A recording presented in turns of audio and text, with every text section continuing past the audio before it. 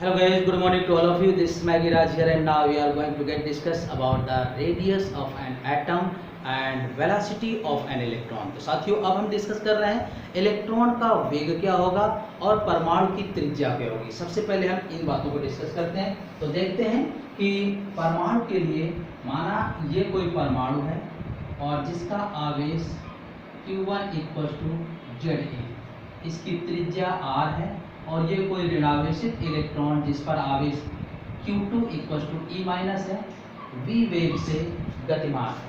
तो अब हम इसका वेग और त्रिज्या ज्ञात करते हैं। तो देखिएगा, ये आवेश Q1 = Ze, ये r और ये Q2 = E- है।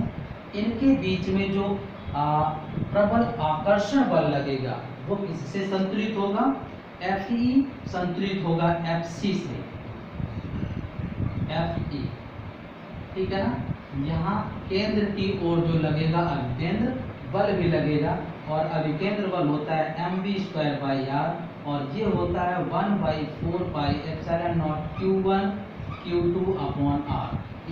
ध्यान रखिएगा, यहाँ बल के रूप में जब आवेश रखेंगे इलेक्ट्रॉन का, तो वहाँ ऋण चिन्ह नहीं उपयोग करते। ये सिर्फ प्रकृति बताता है कि आकर्षण अथवा कि प्रतिकर्षण। तो ये प्लस, ये माइनस है, इसका मतलब यहाँ आकर्षण बल होगा। और ये आकर्षण बल इस वृत्ताकार पथ पर, एटम के जो वृत्ताकार पथ है उस पर घूमते हुए इलेक्ट्रॉन के केंद्र की ओर लगने वाले अभिकेंद्र बल से संतुलित रहेगा। तो ये हो जाएगा mv² = Ze²/4πε0 r। एक r से r कैंसिल हो जाएगा। जबकि हम जानते हैं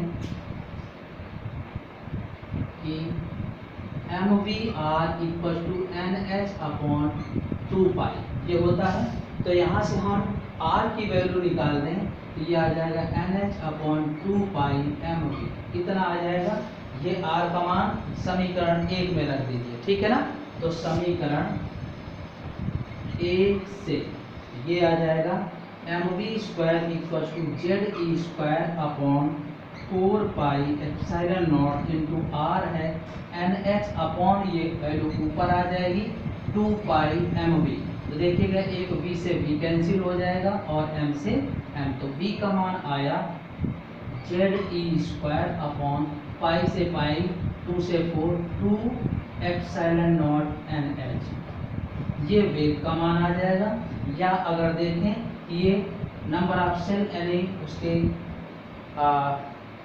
जो सेल है उस पर किस तरीके से डिपेंड करेगा, तो V1/V2 = N2/N1 इस तरीके से नंबर ऑफ सेल पर डिपेंड करेगी। यानी कक्षाओं पर किस तरीके से निर्भर करता है वेग, तो इस तरह से निर्भर करेगा। और ये इसका सूत्र है।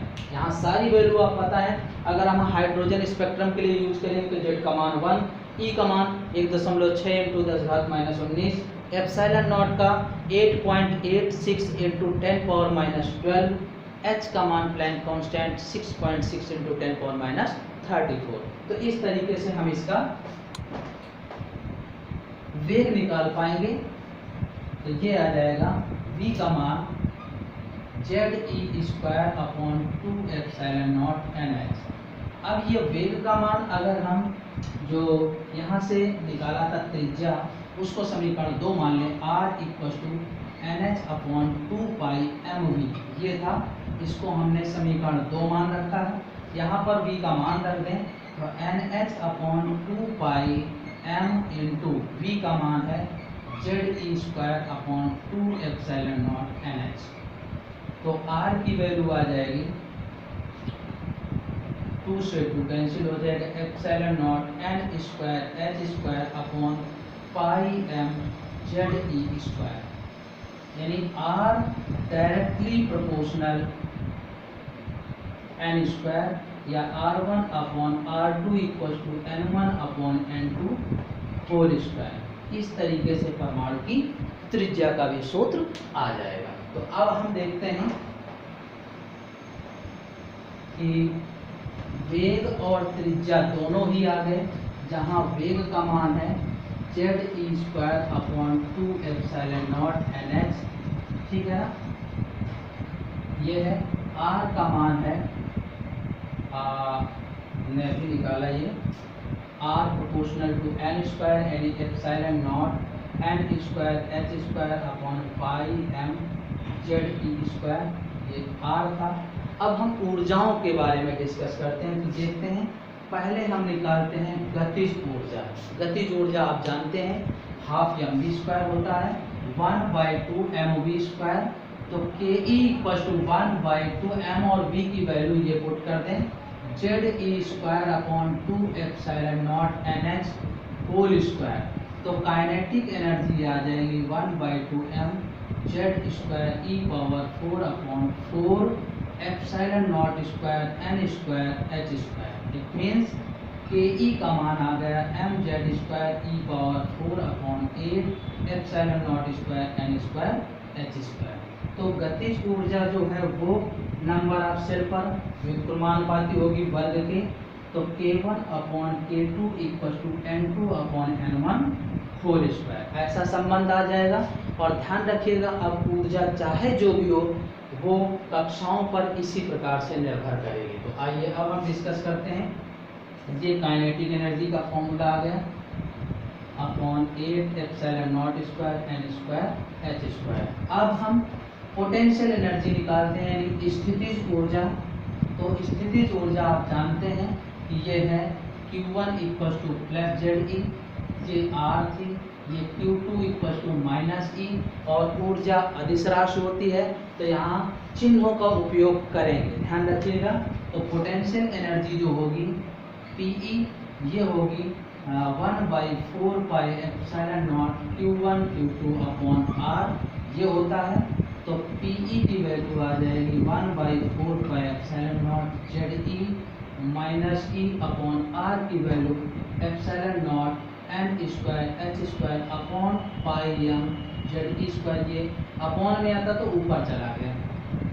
तो PE आ जाएगा माइनस का 1/4 पाई से पाई कैंसिल हो जाएगा epsilon naught square n square h square और m Z square E power 4 E square और ई स्क्वायर ई पावर 4 आ जाएगा। तो ये आ जाएगी potential energy minus m Z square E power 4 upon 4 epsilon naught square N square H square, ये आ जाएगी पोटेंशियल एनर्जी। तो इसी से हम अब क्या निकाल सकते हैं, कुल ऊर्जा का मान निकाल सकते हैं। तो कुल ऊर्जा आप जानते हैं क्या होती है, kinetic energy plus potential energy, ठीक है ना। ये होती है टोटल एनर्जी और इसको हमने सिर्फ ई से डिनोट किया है ई एम, ठीक है। तो देखिएगा M Z square E power 4 upon 8 epsilon naught square N square H square plus minus 1/4 M Z square E power 4 epsilon naught square N square H square, ठीक है ना। तो M Z square E power 4 upon epsilon naught square N square H square 1/8 minus 1/4, ये जब solve करेंगे तो ये आ जाएगा minus 1/8 M Z square E power 4 upon epsilon naught square N square H square. और हर बार ऊर्जा जो है नंबर ऑफ सेल के वर्ग के व्युत्क्रमानुपाती ही आ रही है। तो ये आया कुल ऊर्जा का सूत्र En equal to minus M Z square E power 4 upon 8 epsilon naught square N square H square. और इसी की हमें जरूरत है अब आगे। तो देखिएगा इसका मान अब हम दो रूपों में निकालेंगे, जूल में और इलेक्ट्रॉन वोल्ट में। तो देखिएगा कि ऊर्जा का मान पहला जूल में, तो देखिएगा E N equal to minus M Z square E power 4 upon 8 epsilon naught square H square 1 upon M square, ये है। अगर यहाँ पर सारे मान रख दें तो ये जो भी मान आएगा वो जूल में ही आएगा। तो आप जानते हैं m का मान 9.1 10⁻31, ई का मान 1.6 10⁻19, एप्सिलॉन नॉट की वैल्यू है 10⁻12 और x की वैल्यू है 6.6 इंटू 10⁻34 जूल सेकेंड। ये आ जाएगा। तो अब ये सारी वैल्यू जब यहाँ पर पुट करेंगे तो En की वैल्यू जो आ जाएगी -21.8 इंटू 10⁻18/n², ये जूल में आ जाएगा। ध्यान रखिएगा, ये जो ऊर्जा का मान है ये जूल में आया हुआ है, ठीक है ना। सॉरी, ये 2.18 आएगा, ध्यान रखिएगा 2.18, या इसको आप कह सकते हैं 21 अगर लिखना है तो -19 कर देंगे। तो ध्यान रखिए ये ऊर्जा का मान आया जूल। अब अगर हम इसको इलेक्ट्रॉन वोल्ट में बदलना चाहें, इलेक्ट्रॉन वोल्ट में, तो देखिएगा 1 eV का मान जो होता है 1.6 इंटू 10⁻19 जूल, या 1 जूल 1/1.6 इंटू 10⁻19 इलेक्ट्रॉन वोल्ट। तो En का मान जो आ जाएगा -2.18 इंटू 10⁻19/n² इंटू 1/1.6 इतना इलेक्ट्रॉन वोल्ट। तो ये जो मान आएगा सॉल्व होकर के -13.6/n² इलेक्ट्रॉन वोल्ट। तो ये दोनों ही मान आ गए ऊर्जा के, किसमें, जूल में भी आ गए और इलेक्ट्रॉन वोल्ट में भी प्राप्त हो गए। ओके, इस प्रकार से हम ऊर्जा का मान जूल में और इलेक्ट्रॉन वोल्ट में निकाल पाएंगे।